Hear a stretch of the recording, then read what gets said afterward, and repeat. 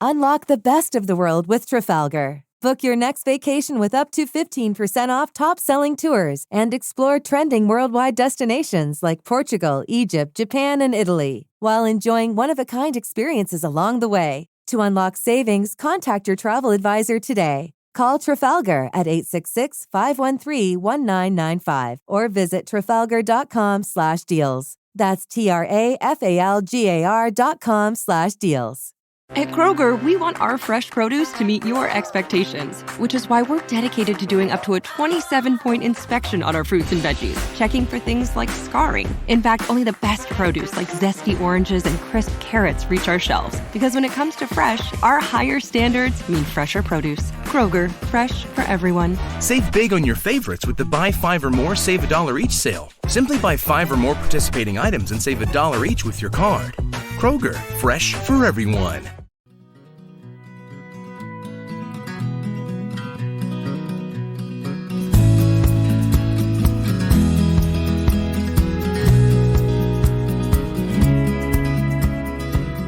Hey folks, welcome to the Adventure Sports Podcast. I'm your host, Mason.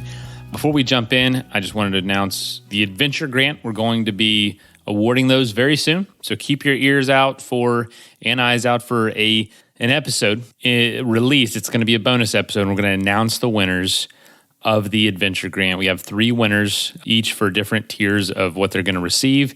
And those folks are also going to be committing to being on the show once they complete their adventure later in the year. So be looking out for that. It's going to be awesome. And also, I'm recording this in my living room, so if you feel like there's an echo, that's why. I didn't have time to go to the studio, said the same thing on Thursday, and the same thing is true today. But the good news is the episode was recorded in a studio, so it sounds great. But Steph Jagger is an author, kind of unintentional author, I guess you could say, and we dive into that, but she has 2 books that are out, and we kind of talk about both of them. One is Unbound that came out a few years ago about her leaving her kind of a great life, her career and what she had built to ski 4 million feet, vertical feet in the course of a year. And she travels all over the world basically chasing snow to make that happen and tells that story. And the most recent book is Everything Left to Remember. It's a story about her and her mother. Right after her mother's diagnosed with Alzheimer's, she said, we got to go do an adventure together, create some memories, something we can always hold on to and look back on and know that we made the most of this time together. And so we're going to dive into just those 2 stories, the concepts around them, a little bit of her background, how she got to this point, how she became a writer, all that. Pretty interesting conversation and kind of a unique conversation because a lot of these adventures we talk about on this show are, folks just wanting to go do personal things, great achievements. But sometimes, there's a much bigger, deeper purpose behind it. And for Steph, just connecting with her mom and experiencing not the most hardcore adventure, just like being out there with him. And I have to agree, sometimes it's not about how many mountains or how far you go. It really is about being with people. And I'm finding that I prefer those kinds of trips more and more as I get older. So beautiful stories. If you want to check out the books, you can go to her website. Again, those are Unbound and Everything Left to Remember. And you can find them both at StephJagger.com, just her name.com, and also follow her at Steph Jagger on Instagram. Yeah, let's go ahead and jump in. Hey folks, welcome to the Adventure Sports Podcast. You heard a little bit of Steph's story in the intro. Steph Jagger, welcome to the show. How you doing? I am doing so great. Thank you so much for having me. I'm excited for this conversation. Yes, absolutely. Absolutely. Now, we were talking a little bit before we hit record, and I mentioned some your windows. You have this beautiful cedar outside. Where are you coming from? Where are cedars like that growing? Where is that? Yeah, that's a good question. So I am coming from Bainbridge Island, which is about a 30-minute ferry ride from downtown Seattle. So if anybody ever watched Grey's Anatomy, it's the island Derek lived on. That's what I like to say. That's awesome. That's so Pacific cool. Northwest. I know that you're not from there, correct? Where are you from? Where'd you grow up? Correct. Yeah, I grew up in Vancouver, Canada. So actually not terribly far from here. And I didn't grow up with a cedar like the cedar tree that you saw earlier on my property, but this is really familiar nature and geography to the Pacific Northwest part of the corner of Canada that I grew up in. So not terribly far. And then I did spend about, when I first moved to the States, I was in Southern California for about 7 years. This move back to the Pacific Northwest has felt very similar to moving, quote unquote, back home. What a wonderful area. I had a good friend for a long time in Silverdale, I think near you. Oh, yeah. In Bainbridge. That's really, really close. Is it? Okay, really cool. Close. Yeah, Yep. I spent some time with him, and I would leave my bike at his house For sure. when I would fly back home. Home is Florida, so I'd get out of the winter and leave my bike there and then leave all my stuff and come back out in the spring and bike around and then leave it again. So yeah, I really enjoyed my time up there. Yeah, that's about a 30-minute drive from our house. So real close. Okay, a little bit farther west, I think, towards Olympic. Yep. So that's really cool. So, you said you grew up, or you're from not too far, Vancouver area. Yeah. I know obviously your books, you get into, your interest in the outdoors and just, the adventure sports of skiing. What did you grow up doing? What were your parents bringing you into? What did you discover on your own? What was kind of the foundation that was laid there? Yeah, it's a good question. Both of my parents, have always been athletic, but not outdoorsy. And so we were highly encouraged as kids to join any and all sports that we showed an interest in, whether that was, playing for the high school basketball team or taking gymnastics as a little kid. Those were all encouraged when we were little. And then the main sport we did as a family was skiing. There was also some water skiing, but I was pretty little for that back then. But skiing was the kind of athletic endeavor that was, for the most part, kind of like the center of our family athleticism, if you want to call it that. Sports, but not outdoorsy. What do your parents like to do? My parents, when we were growing up, they were tennis and squash, and as I said, some skiing, like on-piste skiing, water skiing. They were just really, really active people in a way that didn't involve like compasses and maps and camping and, getting dirty and, all of those types of things. So that's, and they always had been. My mom, ran track and field when she was in high school and was just really, really active all through our lives. Siblings. How many siblings did you have? So I had 3 older siblings. If and when we get into the book, there's also an additional sibling, and that's a whole other story. But there was 4 of us who grew up together. I was the youngest of 3 older siblings. And they were also, really, really active. My eldest sister, not as much, but she still played, high school sports. And my brothers were extraordinarily active in ice hockey, kind of Canadian dream. Like they played a lot of ice hockey. I think my mom spent a lot of times at the rink early mornings, and soccer and baseball. And, there was a lot of that kind of activity. Rugby was another sport that they played, that I then played in high school and university. So that was a big part of our lives. For a lot of folks that listen to this show, it starts off with traditional sports, team sports that are outdoors, yes, but not outdoorsy. Then they discover nature. They discover adventure sports and discover like this deep appreciation for the outdoors and nature, the mountains, the ocean, whatever that medium is for you. And personally, and for a lot of people that listen, it becomes less and less about the sport, more and more about nature. And so when did you start seeing that switch? Was it through skiing or was it through, hiking? When did you start understanding maybe just how wonderful the outdoors around where you grew up especially was? I think if I was to go back in time, I'd probably pinpoint, 2 or 3 things. One of which was in the city that I grew up in Vancouver. There was a high school program that happened in 10th grade called TREC. And I can't remember what that stands for. It's an acronym for something. And it was kind of this opportunity where, a whole bunch of, ninth graders would apply to go to this program from all different schools across the city. And only a handful would get selected to go into this program, which they spent half of the year in school and half of the year doing outdoor and environmental education. And so I didn't actually go to that program, but what ended up happening is, a whole bunch of kids from the city did. And then many of them after that 10th grade program came back to their original schools in grade 11. And when those kids came back, they had been, really exposed to the outdoors in a particular way and developed a know-how, a knowledge, a respect for. They'd done kayaking trips, they'd done camping trips, they'd done, ice glacier expeditions. They had done so much. So I think that was such an infusion in the 11th grade. I just remember all of a sudden people were more interested, friends were more interested in getting outdoors. And so that I think played a big role in early introductions. I felt as though I had a lot of friends who had a bit more know-how than I did in regards to the outdoors, and were really excited to get out and explore. That would be number one.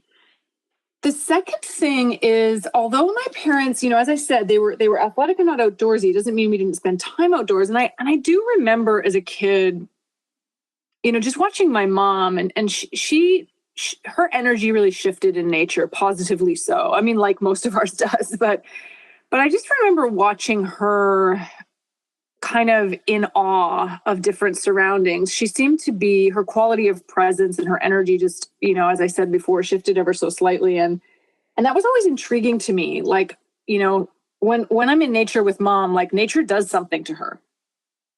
And that was an interesting observation, I think, as a child growing up and then moving into my... And what is that thing you think? How would you describe it?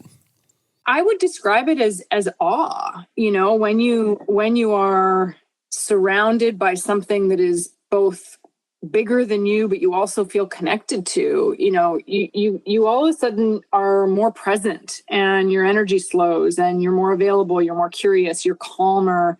I just kind of watched a lot of her day-to-day worries go away, when we were particularly in front of water. And I talk a lot about that in my second book. But I think watching her, we didn't have any, spiritual or religious upbringing as kids. And so I think those were bordering on kind of a spiritual experience for her, at least an at-one-ment of some kind.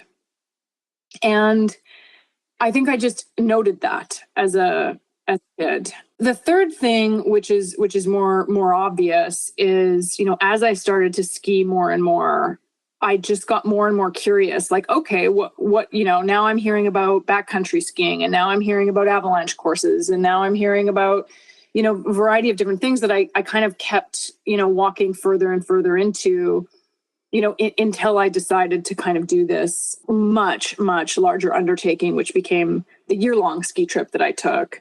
And that was really like, okay, now you're really going to spend a huge amount of time in nature by comparison to any of the other years in your life. And that was kind of an immersion that hasn't left me since then. It didn't affect your dad the same way. Well, sure, it did. Like, he enjoys being in nature. He'll say, "Oh my gosh, look at that view," or, "I'd like to take a picture of this." Or it's not like he's angry at nature. Right. But I think there was a more noticeable difference in my mom.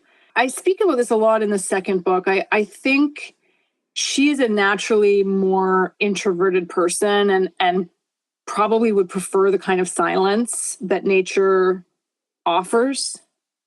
And my dad, similarly to me in a lot of ways, really likes to be in conversation. And I think sometimes is so immersed in the conversation that he might even miss the vista, so to speak.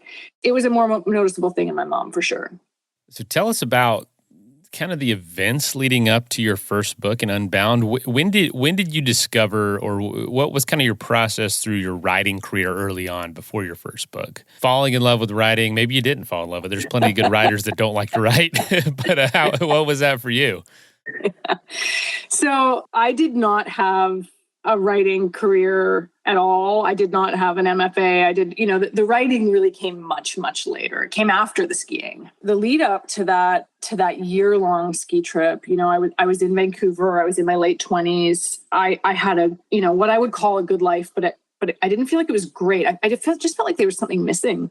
And so, I was up in the mountains with some friends. I had a job in marketing and PR, and I was up in the mountains with some friends one day and just kind of blurted out, like, wouldn't it be great to spend a year doing this? And, we had a good chuckle, like, you don't have enough money. You're not a good enough skier. You're, what about your mortgage? What about your job? All this stuff.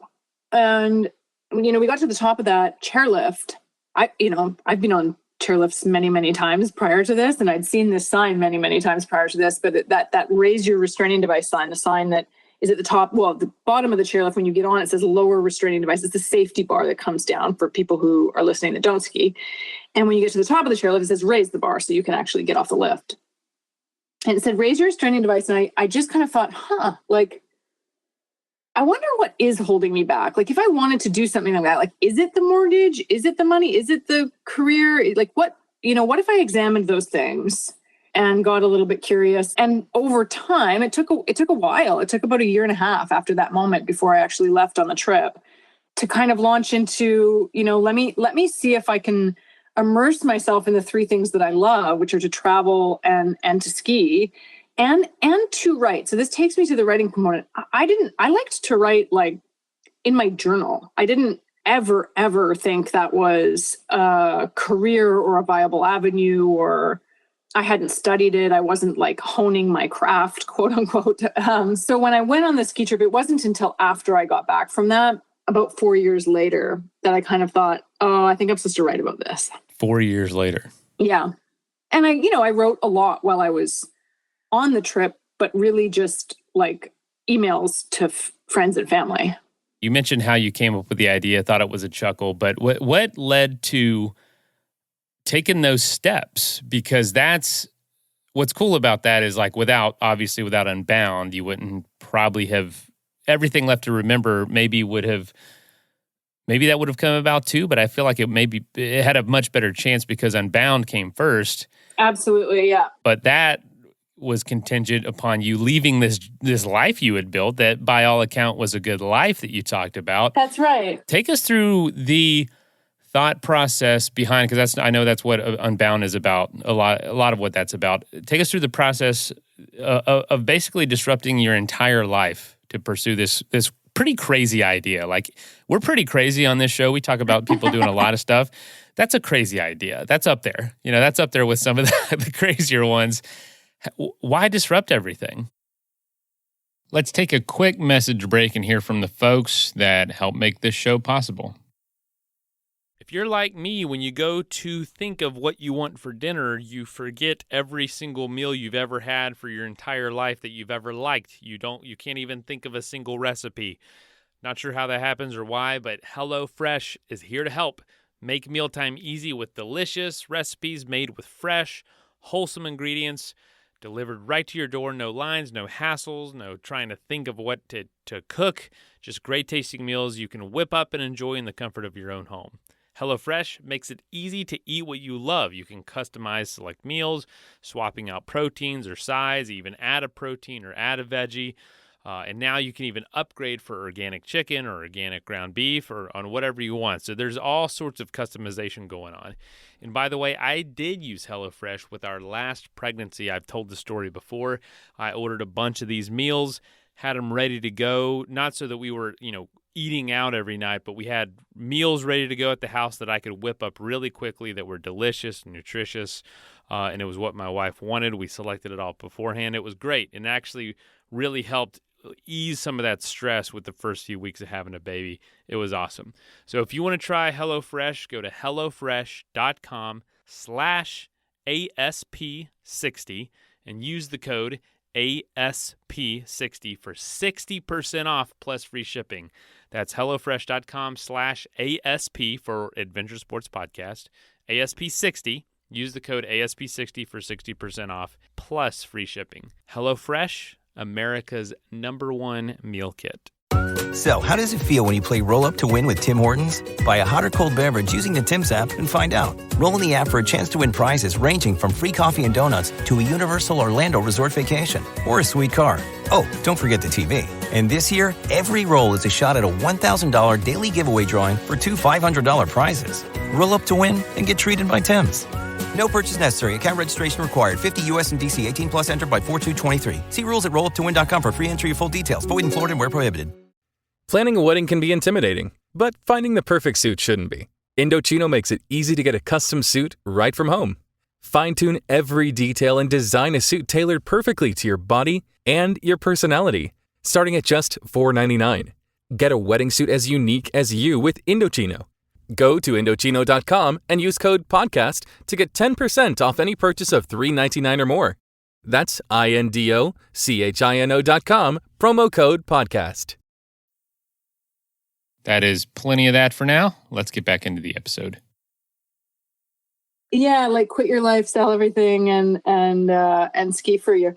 Yeah, I think when I first thought of it, so I had that moment, as I said, on the chairlift, and I got home and I thought, well, what are the things? And I spent a couple of weeks just ruminating, like chewing on it in my head, like, is it finances? And if it is, could I sell this house? Like, what does that mean? Or is it my career? Like, am I that attached to it? Like, no, not really, So I kind of ruminated on a bunch of stuff, and I landed in a place that I thought, okay, I think I could do something like this, like a large, and originally it started off as, I've really only skied in this area of the world. Like they always say it's the best. Is it really? Like, I wonder if, if I explored and really kind of, and when I got back, it became like, well, I think I'd need a goal to make this worthwhile. Like, I'm a goal-oriented person. And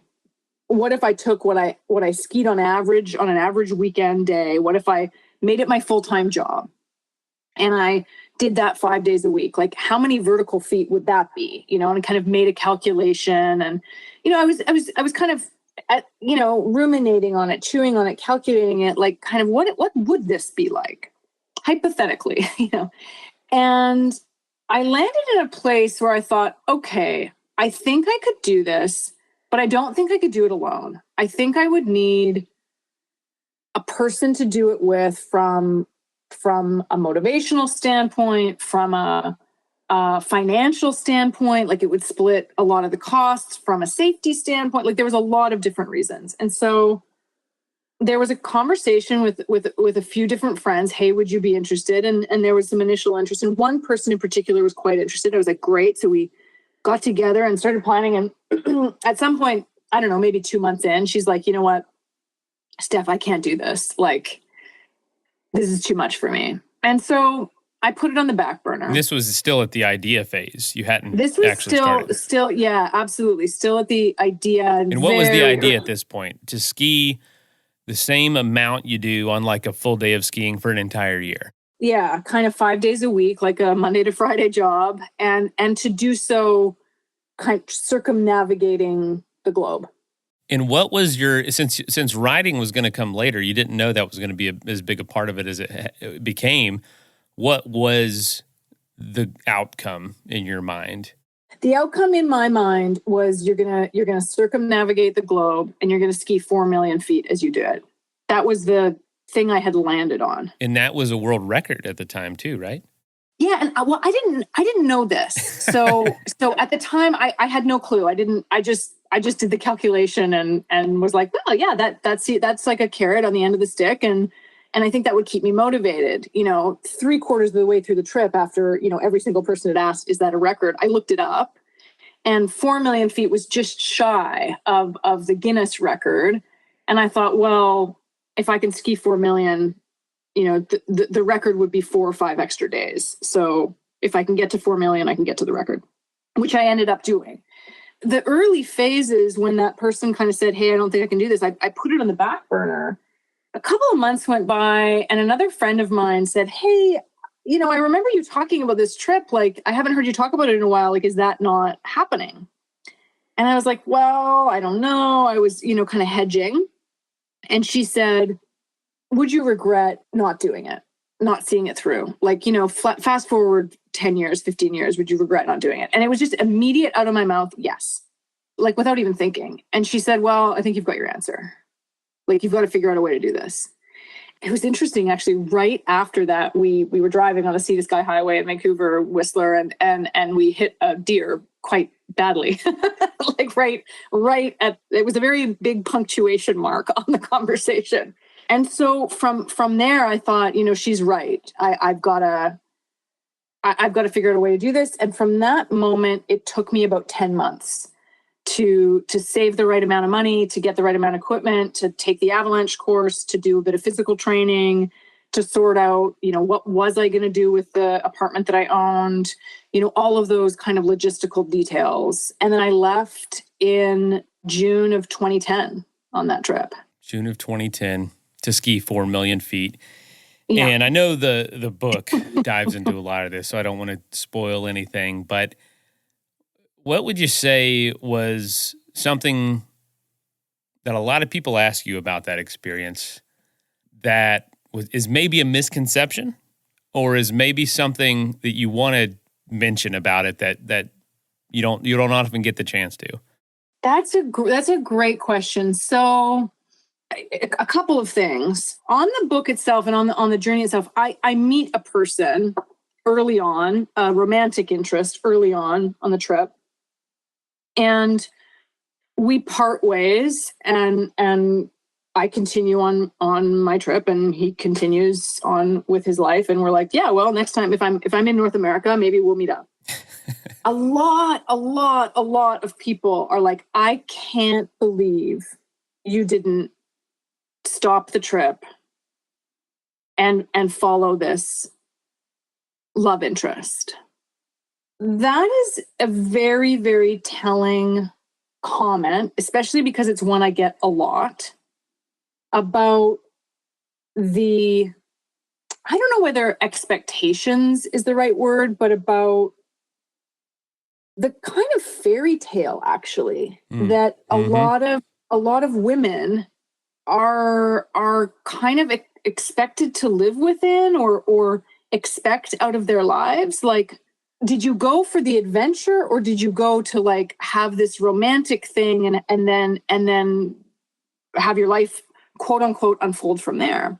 And so I think it's just a very, very telling question from what is in our society when we look at fairy tales, what is the traditional female role in those fairy tales, and what happens to women in fairy tales? And I think that is actually, spoiler alert, like why I ended up with that person in the long run is because I chose myself. Like, I chose to stick with my adventure, and I knew if I had followed him in that moment, there would always be something I would be able to like hold with resentment. So that's one part. And I think, again, as I said, I think it's very telling of like the female fairy tale, how we buy into that. The second thing, I mean, I get a lot of questions that are logistical. How did you afford it? How did you plan for it? Those types of things. This isn't necessarily about the book, Mason, but before I went, I get kind of a comment that's like, either, good for you, look at you living the dream, but I have this reality.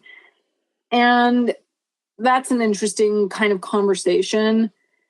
I also get a lot of, it sounds something like there should have been a different reason. Like, you should have had a charity involved. You should have who were you to just set off on this adventure without, like, you weren't skiing around the world for cancer. You weren't like, I got that asked that a lot as I was preparing. There was a couple of places that were interested, that found out about the story and got interested.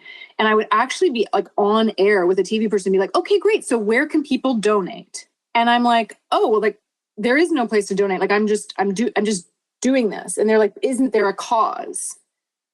And let me be perfectly clear. I am gung-ho and a huge believer in people taking cause-based adventures and raising money for places. And that's fantastic. And we are allowed to choose our own adventure, and we are allowed to say, us on our own is a good enough reason for us to seek out nature and to seek out adventure. So that's something that came up a lot in the early days of the journey.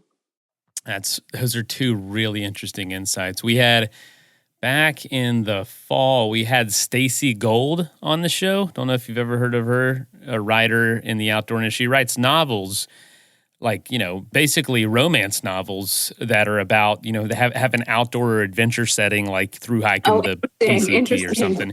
Yeah. And, the characters, or the main character is an independent woman who oftentimes it's basically flipping the script on what Right. contemporary, romance novels have been.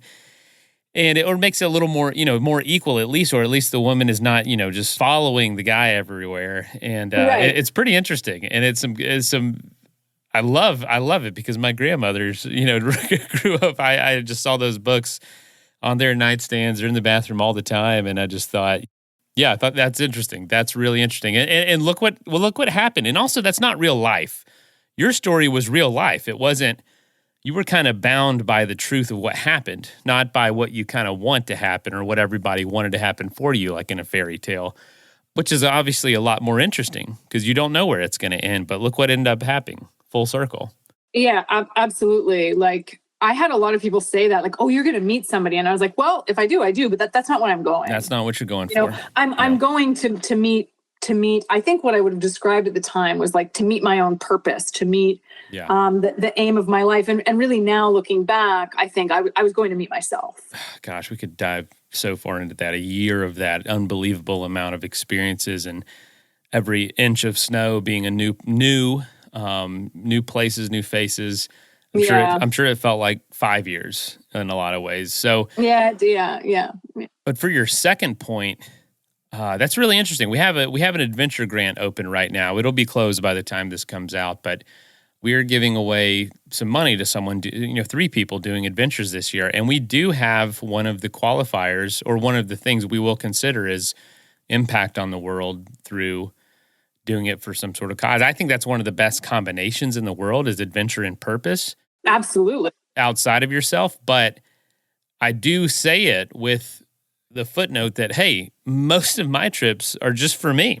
So, if you're doing it without a quote cause, that's okay. That's good. Just doing it is a good enough reason to do it.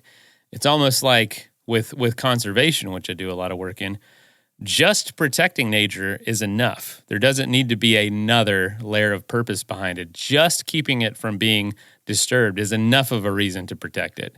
And it's the same with adventures. Just adventure itself is fine. So now looking back, and there's some more time between you and this project, not just completing it, but also the writing. Mm-hmm. What is one thing that you feel like you've recently learned about the experience looking back? Because I'm sure lessons keep coming. Absolutely. Absolutely they do. I think when I look back now, over the last couple of years, I think one of the biggest things that I've learned about what that experience really was like a year-long moving meditation. I think I spent a lot of time on my own in a repetitive kind of quote unquote steady state movement. Like, just like if someone's been a long distance runner for a long time, like, of course, yes, that's a lot of movement, but they can get into a flow and a steady state with it that just feels like second nature. And similarly to me with skiing. And so when I look back now, I think, oh my gosh, I was putting myself into a flow state, a meditative flow state for hours and hours a day after day after day. And when I think about that now, I think what that provided me with was a foundation for flow state and finding peace and steadiness and nervous system regulation. And that is applicable across a multitude of different avenues in my life. First and foremost, that became applicable in writing. So once I did start the creative process and tapped into kind of those initial fleeting moments of flow state within it, I was like, oh, I recognize this feeling. Like, this is just like when I was skiing. And I thought, wow, like I could achieve the same kind of flow state doing a completely different, like quote unquote, non-physical activity. A lot of my writing comes to me while I'm walking, actually, but a lot of it's also when I'm sitting in my chair. I also find that to be applicable in any places that are times and spaces and states of uncertainty. And that landscape of uncertainty mixed with varying degrees of grief, et cetera, has been, I don't want to say easy for me, but I understand the various different tools that are at my disposal when it comes to finding a peaceful kind of Zen steady state. Not to bypass grief, not to like skip over it, but to actually sink into it and just sit there with a relative degree of comfort. So that all came from that trip. That I didn't know that until a couple of years ago. I love that. It's the gift that keeps on giving. Right. You know, when you invest in yourself and you do adventures, it changes your life. But and speaking of that, that's one more thing I want to explore before jumping into Everything Left to Remember, or really the space in between the two books. One theme that came out of that is you don't have to, I don't know, be in a state of tragedy or brokenness to make a big change in your life. I thought that was a really interesting theme because a lot of stories we hear on the show, a lot of, amazing works from film to books to, music come from huge, unavoidable changes that happen, whether it be a car accident or, a diagnosis or a tragedy of some sort. Why don't we need those to make changes sometimes when life is, quote, in a good place, but we know we're not living at our best? I have a handful of stories about this, and I think it's a really, really important conversation. So absolutely, we need examples of how to pick ourselves up or change our lives or create a different trajectory or momentum when things have fallen apart, gone wrong, exploded, et cetera, right? So using the examples that you said, like I lost my job or I got this diagnosis or, the house burned down, quite literally or figuratively. And I need to know how to rise from the ashes. I need to know how to pick myself up and move through what I would call, in kind of like archetypal mythological terms, the life cycle, the master initiation that occurs in life, which is life, death, life. And so when we experience that death, metaphorical or literal, we need examples of how to create and regenerate and make new life from that. So those are imperative in our society and in our storytelling and in our lived experience. I am also a huge believer, as you've kind of said and alluded to, in that we don't need to wait for those things to happen. We don't need to put energy into them happening in order to shift our lives into something more different, better, more authentic, more in integrity, more fulfilling, et cetera. And I think it takes a lot of courage to say, my life is pretty good, and to be getting feedback from the people around you, like, good for you, you've been following the rules, you've got this great life. Like, for us to say, yeah, but it doesn't feel quite right. Like, there's a lot of feedback that we get in our lives that's like, ooh, you should just be happy with that and not, ruffle any feathers. This message is particularly strong for women, but it is a message that is across the board. This is goes back to maybe what I would call like some of the quintessential like storytelling and our kind of master myths. So there's been a lot of study put into myth and storytelling through time and era, et cetera. And the primary kind of person who did that is a guy named Joseph Campbell. And he studied what would be called the master myth, which he labeled the hero's journey. And one of the primary ingredients for the hero's journey is boredom and discontent. It's not catastrophe. It's boredom and discontent. So let's take Star Wars as an example of that, right? So you watch the movie Star Wars, and the initial scene is Luke Skywalker, and he is living on a beige planet that I think is called like Tatooine. I don't know if that's how you pronounce it. But he's living on a beige planet. I'm not. He's living on a beige planet, and he's a moisture farmer. Like, you can't get much more boring, like just going through the motions than that. What happens is a hologram. He's bored and discontent and wondering, what is this life? Is this all there is to life? There's no house burning down. There's no major catastrophe. He's just bored and discontent and questioning and curious. And then a holographic message from a droid comes down and sets this adventure in motion. So you could extend this out to Harry Potter. You could extend this out to The Matrix. You could extend this out. There's so many movies, so much of our storytelling centers on this idea of boredom and discontent.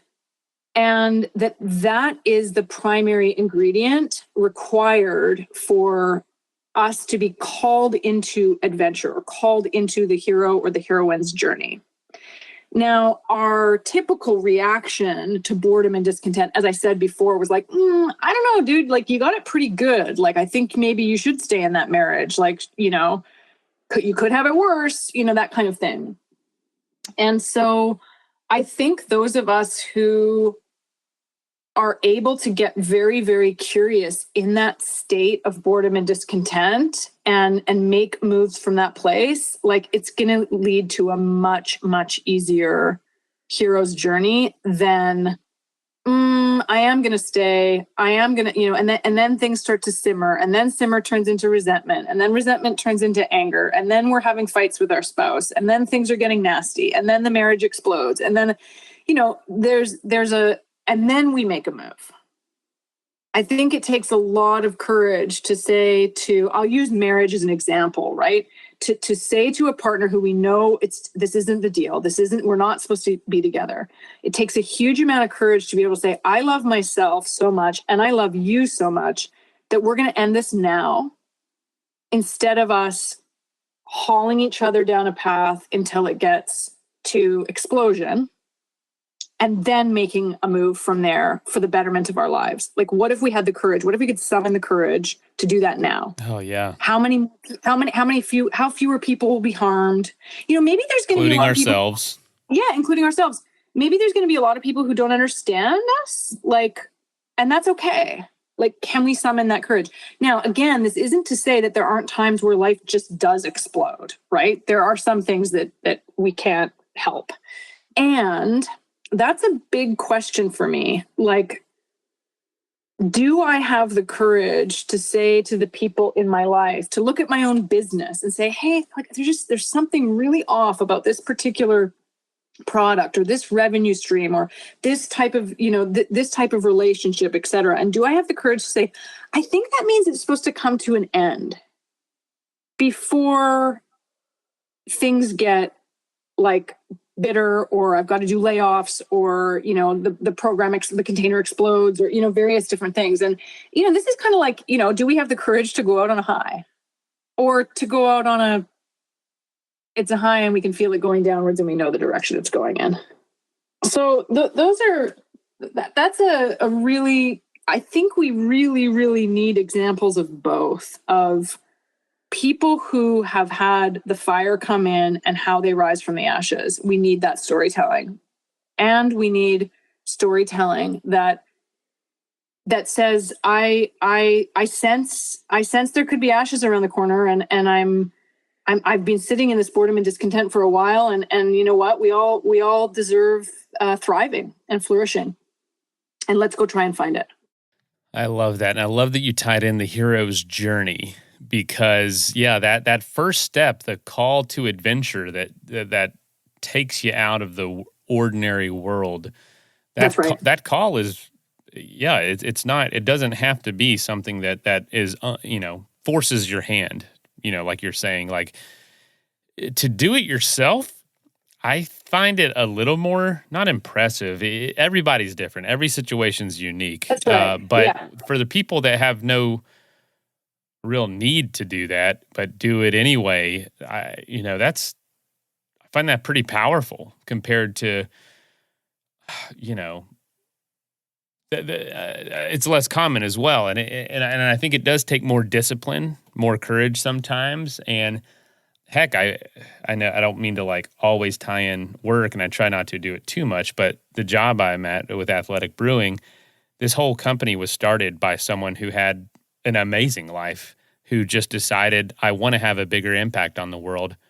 Here's how I want to do that. And I'm leaving really what is a very set life to take this totally, unknown path that no one's ever taken. Literally, no one's ever done this. And Yeah. And it's like, if people don't do that, we don't have a lot of things in this world. We don't have books like Unbound. We don't have your story and anything that will come out of that and all the inspiration that has caused. So that's really interesting that looking back, that you took the steps you needed to when you didn't necessarily, quote, have to. Yeah. And that's turned into, to go back to one of your previous questions, like what's a question you get asked a lot about the book? I after people read the book, they're like, okay, great. Like what else is on your bucket list? Like, what else are you going to do?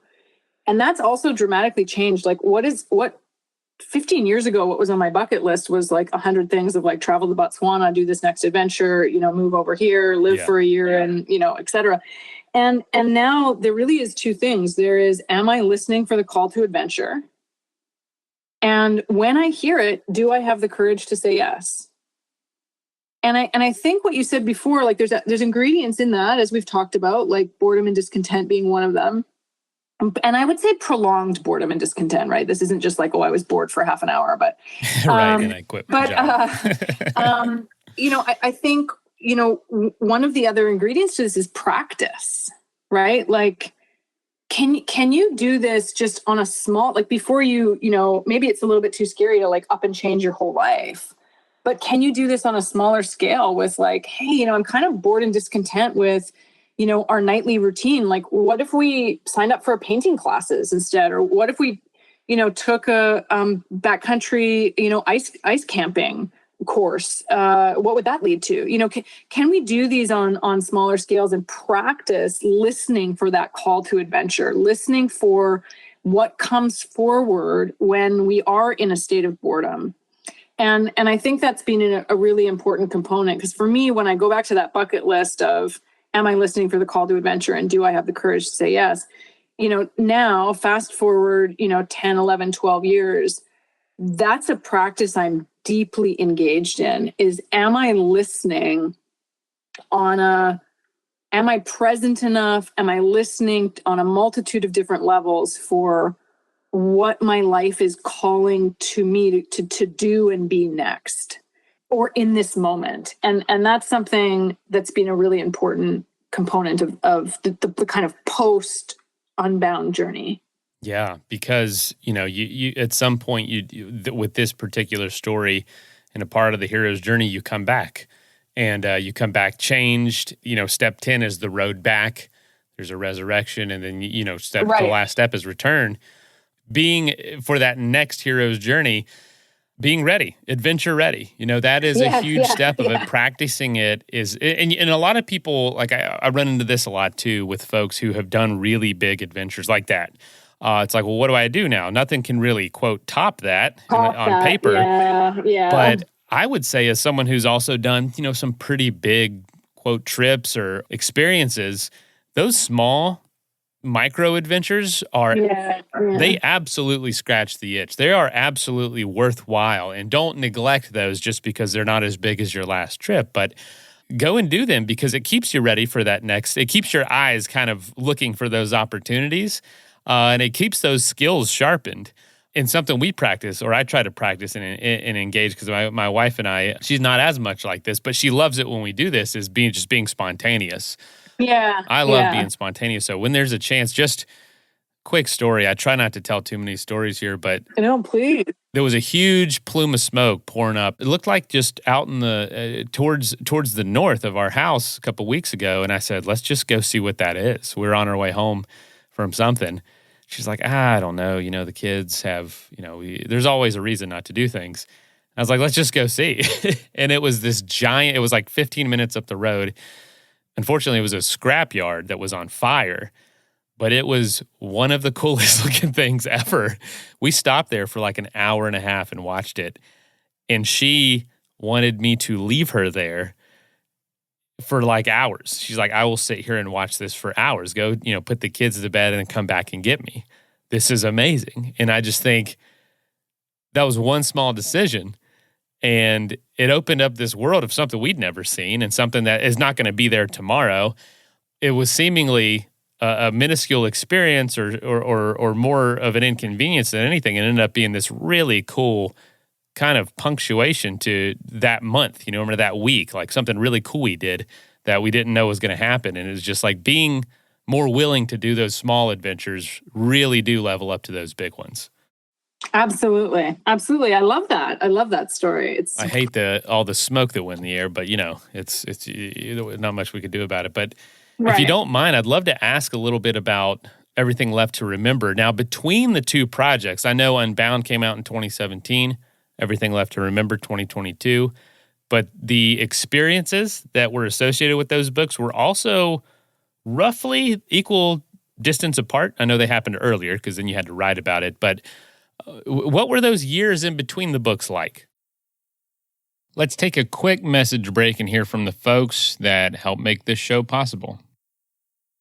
At Kroger, we want our fresh produce to meet your expectations, which is why we're dedicated to doing up to a 27-point inspection on our fruits and veggies, checking for things like scarring. In fact, only the best produce like zesty oranges and crisp carrots reach our shelves. Because when it comes to fresh, our higher standards mean fresher produce. Kroger, fresh for everyone. Save big on your favorites with the Buy 5 or More Save $1 each sale. Simply buy 5 or more participating items and save $1 each with your card. Kroger, fresh for everyone. That is plenty of that for now. Let's get back into the episode. The years in between, so the first couple of years after Unbound, after the ski trip, I wouldn't say after Unbound the book, but like after the actual ski trip were tough for me. They were, kind of, I think, fueled by adrenal burnout and real levels of exhaustion. And it took me a little while to recover from that. I think the thing that really helped me recover from that was the creative process. And we talked about this a little bit earlier, that because I was in such adrenal burnout, it was really hard for me to find any sort of flow states from an athletic or an outdoors or a physical standpoint. And that was really hard. And I know a lot of other athletes and adventurers who have that kind of adrenal burnout or that peak experience and kind of depression after peak experience or an injury. It's like we can't find the kind of awe and bliss that we have found in the past. And I think when I discovered that was available to me in the writing process, it really, really started to shift things. Like, oh my gosh, the same feeling is available in a new place. And so that was phenomenal. And I really started engaging deeply in the writing process in 2014 and 2015. And simultaneously, as I was writing Unbound, I started to notice a lot of shifts and changes in my mother, who was 63, 64, 65 kind of at the time. And long story short, what ended up happening is I finished Unbound, and that was off getting edited and published. And between the finishing of the project and it actually coming out into the world, my mom was diagnosed with early onset Alzheimer's. And shortly after that diagnosis, her and I went on a camping trip together. I took her for couple of weeks to give my dad a little bit of a break, to have a bit of an adventure with her and really some time in nature. As I said before in the interview, like my mom really, her energy really shifted in nature. And I knew that doing something a little bit more outdoorsy would kind of knock her socks off. And I thought she would really enjoy it. So about 10 months after her diagnosis, we went on a 2-week adventure through the national parks of the Rockies West. So Yellowstone, in and around Jackson Hole. We went through Wyoming, went through Montana, Idaho. It was fantastic. And so I didn't plan on writing about that. Unbound came out into the world. I went on kind of a whirlwind with book tours, with different speaking, with lots of stuff going on in my career. And when that kind of shifted, and as my mom was progressing, it just became really, really clear to me that that was my next writing project, was to write about that trip and reflect on the mother-daughter relationship, and really to do a different type. Unbound is, as you know, is a really adventure-focused book, and Everything Left to Remember also includes an adventure. There's not this massive physical goal of like, okay, mom, let's hike 4 million vertical feet, but kind of can nature be a healer in a similar but different way? When I did Unbound, I would describe that as, if I'm looking at things from a female initiation standpoint, there's maiden, mother, autumn, queen, crone. The masculine standpoint would be, knight, father, magician, king. So Unbound for me was that maiden initiation, and Everything Left to Remember really, really was an initiation into archetypal, mother, and the utilization of the outdoors and the utilization of nature in both of those was profound for me, but in wildly different ways. So your reaction to your mother having this diagnosis was to take her on this adventure out in nature, experience a lot of these places that y'all had, enjoyed or hadn't visited yet. Not sure, but what was the reaction by a lot of your siblings? Did they want to go on this experience? Was this something special between y'all? Because you mentioned, at least 3 other siblings. How did they want to respond to it? I think a couple of different things. It's interesting. I've had a lot of questions about how my siblings have responded to it post, but not kind of like in the midst of it. I think when I thought of the trip, I just thought, oh, let's just like to have it just be mom and I for these 10 days and go camping and that type of thing. Again, going back to my siblings, number one, I didn't think of opening the trip up to, hey, let's have a gaggle of us go together, for a couple of different reasons. Number one, all of my siblings at the time had young kids, and still do. A lot of them still do have young kids, and extraordinarily busy lives. Like, they couldn't just 4 weeks from now, drop of a hat, let's take off on this adventure. Secondly, the outdoor component, I don't think is of terrible interest. I don't know that how many nights each of them have slept in a tent. Not that I had done a lot of that in the past, but I didn't think it would be of interest, to be honest, to go camping in that way. I think third, there's probably an internal knowing for me of, I think I needed from a landscape of grief, really, to have some solo time with her. Just in our relationship, and how I was going to navigate through, what was on our plate and what was going to continue to be on our plate. So I think that was a big component of it. And it really did, the idea came to me, and I reached out to my dad and my mom and said, hey, do you want to do this trip? And it happened very quickly. We were, on the road that next month. So yeah, there wasn't a lot of planning. The call to adventure was quick turnaround there. Yeah, exactly. So was the hope here to, one, have some amazing memories with your mother, but two, was it for maybe to combat this Alzheimer's with things that really stood out in her mind? Because you know as well as I do, you do one thing different, and it can really make an experience be less forgettable. Like the one night you sleep on your back porch versus the countless nights you stay in your own bed.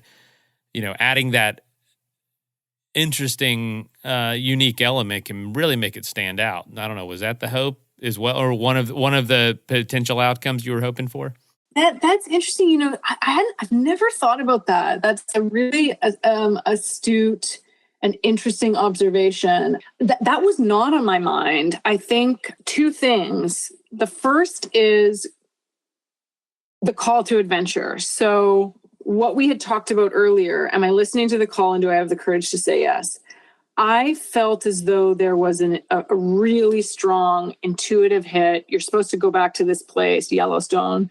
You're supposed to bring someone. It's supposed to be your mom. It was a very strong sensation, and what I would call, what I had been practicing over the last, at that point, 6 or 7 years in my life was, are you listening to the call and will you say yes? And I felt very clear that was the call. And so the goal there in my mind is, do you have the courage to say yes, even though you don't really know why you're doing it? So go do this trip with your mom. You're supposed to go back to this place. You don't really know why, other than it'll be beautiful and you'll probably enjoy it. There doesn't have to be another larger purpose. So that was number one. I felt the call. I wanted to respond yes to it, not entirely knowing what it would turn into. The second part is, there is a stage in the progression of various different forms of dementia and Alzheimer's where there is enough of that person still remaining. And there's a window of that, I think, that is to be taken advantage of. You do not have a lot of time inside of that window. And I really wanted to be able to do something with her inside of what I knew was going to come to an end. Like there would be a time where there wouldn't be enough of her mentally still there to do a trip like that. And then, fast forward a couple of years, there wouldn't be enough time to do a trip physically with her like that. So that was something that I felt a high degree of urgency around. Urgency. See, that's an interesting, you don't want to feel rushed when you're out doing something like this, but I always do, even though, because I know it's bittersweet. It's going to come to an end. No matter how much time you have, you know it's coming to an end. And for you, getting out there and making this happen, I'm sure had a totally different feeling around it than, the experience with Unbound, which, you have a time limit there you're shooting for, just, visas and whatnot, but different kind of urgency here. Yeah, that's exactly it. It's a different kind of urgency. So I think, and my experience has been that there's been a kind of urgency in my life that has included elements of scarcity that make me not want things to end, rushing to get to hurry over here. But then once I get there, I'm scared of this ending. And then so I keep going over there. There's this kind of hectic urgency. This felt different to me in that I did know that there was a limit. I did know that there was some scarcity, but this sense of urgency felt more like a calm voice that was like, be here now. Like you must do this now. And you must be present within it. And that actually is a kind of a kind of urgency that to me has an abundance within it as opposed to a scarcity within it. It's because it's like that you can't do any more than that, That's right. Like this moment with her is abundant and enough, and you must be present for it. And that kind of call to that immediacy and that kind of presence is, I think, where a lot of connection, awe, wonder occur for us. And that's a continuous thing that I'm attempting to discern. Is the level of urgency I feel, does it have scarcity and hecticness and vigilance? And is the pace inside of my body moving really quick or panicky? Or does the urgency that I feel have abundance, expansiveness, inertia, presence, curiosity? And it's the latter type of urgency that I like to move into. Between the two books, Unbound felt like, hey, here's something really cool that I did and what I learned about it. And it's kind of the beginning of a journey, whereas Everything Left to Remember is almost the beginning of what is an end of a journey. How has it felt promoting the two? Unbound, there was a speaking engagement. It was, a handful of years ago now where you're talking about that. This is, a story you didn't think you were going to write, but now you release this book and you're getting out there. How does it feel different with talking about it and promoting it and like getting the word out there about these two very different stories? Yeah. Well, I mean, the actual journeys took place years apart, and And I think there's a process that I've been through over the years that has made it really, really easy for me to openly talk about both journeys. Like I have no, people are like, are there any topics off limits, or how do you feel about talking about the books? Like, I'm like, great, either one. I can sit and have expansive, wonderful, long conversations about either.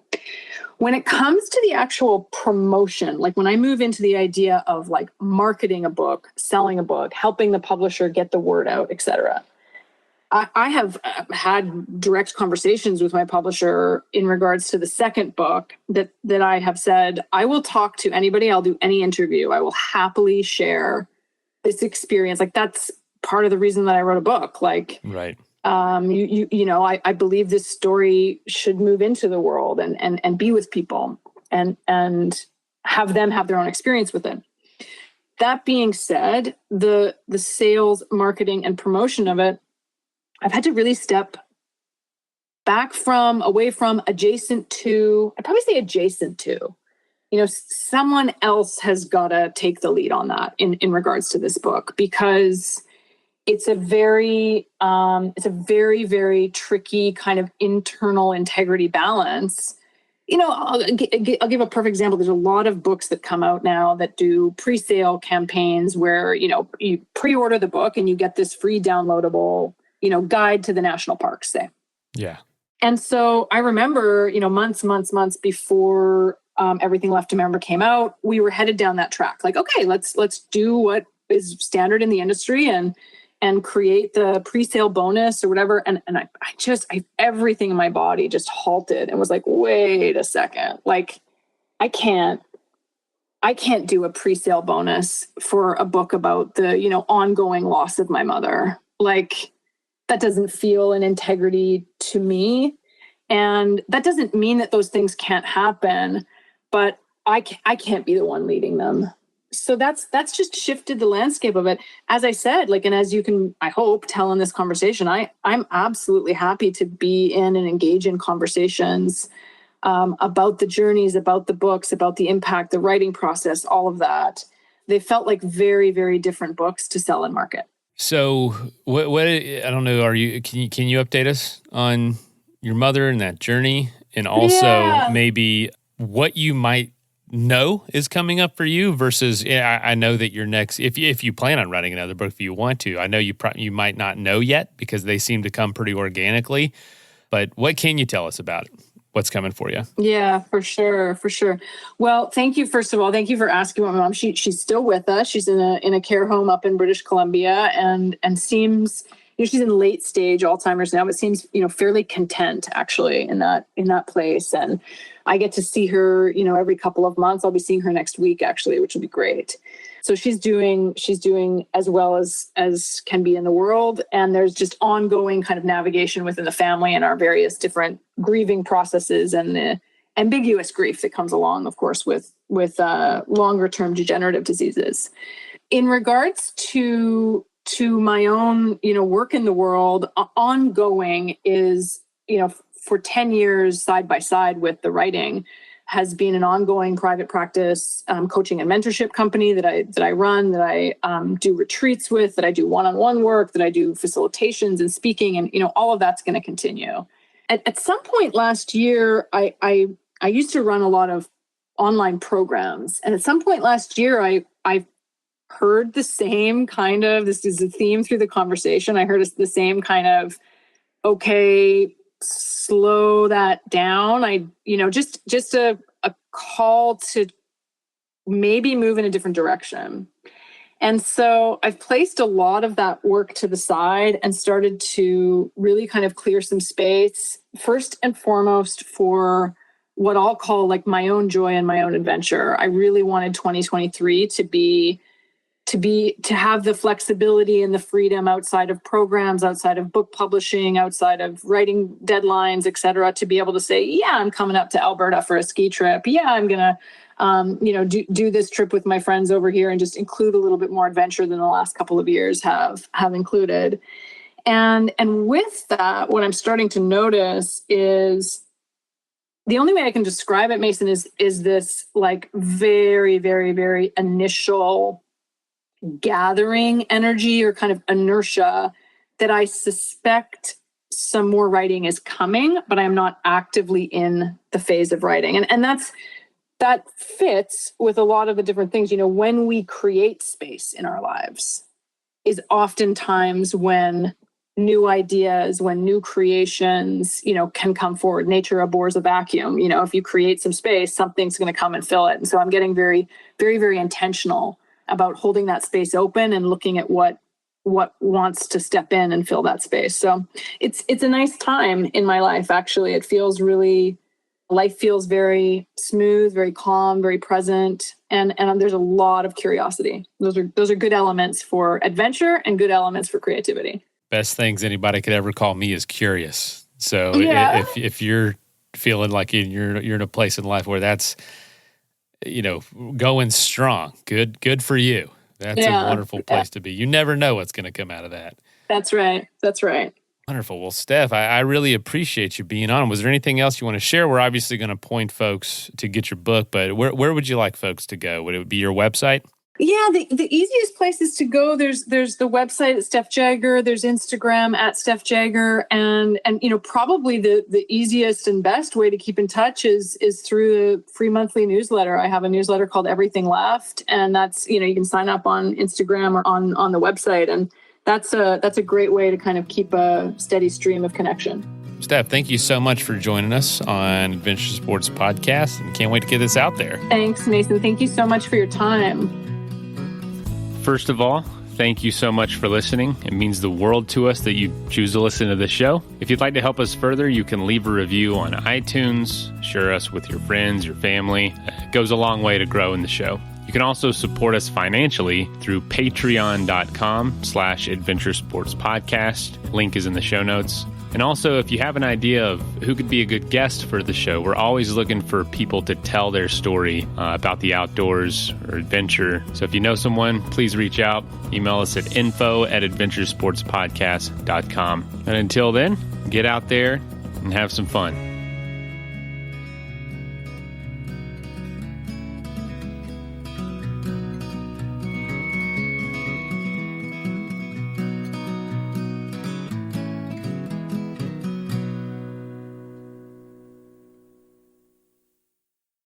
So, how does it feel when you play Roll Up to Win with Tim Hortons? Buy a hot or cold beverage using the Tim's app and find out. Roll in the app for a chance to win prizes ranging from free coffee and donuts to a Universal Orlando resort vacation or a sweet car. Oh, don't forget the TV. And this year, every roll is a shot at a $1,000 daily giveaway drawing for two $500 prizes. Roll up to win and get treated by Tim's. No purchase necessary. Account registration required. 50 U.S. and D.C. 18 plus entered by 4/2/23. See rules at rolluptowin.com for free entry or full details. Void in Florida and where prohibited. With one of the best savings rates in America, banking with Capital One is the easiest decision in the history of decisions. Even easier than choosing Slash to be in your band. Next up for lead guitar. You're in. Cool. Yep, even easier than that. And with no fees or minimums on checking and savings accounts, is it even a decision?